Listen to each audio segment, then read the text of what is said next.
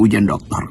Saya sampai sekarang jujur masih terus berheran-heran dan nggak habis pikir. Mengapa sih para pejabat seperti Bahlil dan juga banyak pejabat lainnya itu yang berlomba-lomba mengejar gelar doktor sebagai jenjang tertinggi akademis, padahal ijazah itu kan bukan bukan sebuah tanda bahwa mereka itu merupakan orang yang terpelajar gitu ya. Karena pengertian terpelajar itu bukan hanya otaknya, tapi juga hatinya, etikanya ya gitu.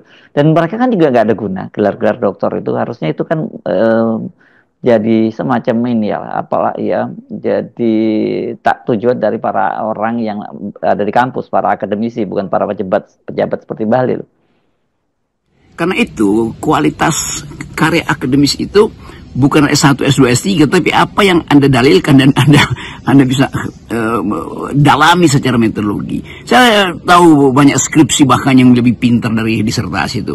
Skripsi misalnya, saya pernah membaca skripsi dari Marsilam Simanjuntak yang menulis tentang atau mengkritik tentang cara pandang Hegelian di dalam teori-teori konstitusi kita itu betul-betul udah melampaui disertasi itu, dan semua orang yang pengamat luar negeri yang atau akademisi luar negeri selalu mengacu pada skripsi saudara Marsilam Simanjuntak yang dulu pernah jadi sekretaris kabinet, pernah jadi menteri kehakiman, pernah menteri PAN, pernah jadi jaksa agung. Saudara Marsilam itu dia menulis skripsi di Fakultas Hukum UI dengan tesis bahwa ada unsur Hegelian, ada cara pandang Hegelian, ada maksud-maksud Hegelian, bahkan ada politik Hegelian di situ di dalam cara kita menafsirkan konstitusi itu. Dan itu artinya ada kemungkinan atau ada persembunyian totalitarianisme di dalam ide negara kekeluargaan. Kan itu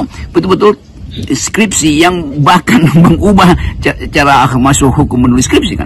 Atau buku lama State and Statecraft in Indonesian Politics, kalau saya nggak salah begitu, oleh Sumar Said itu, yang menerangkan tentang filsafat kebudayaan Jawa itu. Dan itu betul-betul dijadikan sebagai karya seminal di Cornell University itu. Jadi sebetulnya begitu banyak skripsi di UI, banyak betul. Saya tahu anak-anak S1 FISIP UI, anak-anak filsafat, anak hukum, ada anak hukum yang menulis skripsi tentang cara pandang Foucault di dalam membaca struktur hukum.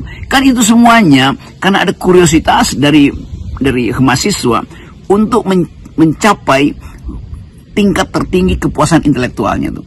Jadi di situ kita bisa lihat bagaimana skripsi itu bisa melampaui disertasi. Dan kita tahu banyak disertasi yang sebetulnya dibeli di warung-warung di sekitar belakang UI dulu tuh. Kita tahu itu bagaimana ada praktek joki-menjoki di situ. Tetapi sekali lagi kita mau lihat bagaimana sebetulnya kapasitas intelektual kita ajukan tanpa upaya untuk menjogok. Kan itu karya yang paling mulia kan, yang mungkin kualitas dari disertasi yang betul-betul ditempuh dengan kejujuran itu setingkat di bawah doa itu. Kalau karena doa tidak bisa diuji itu. Jadi sebetulnya kemampuan kita untuk melihat masa depan juga tergantung pada keadaan kualitas pembimbingan dan pengujian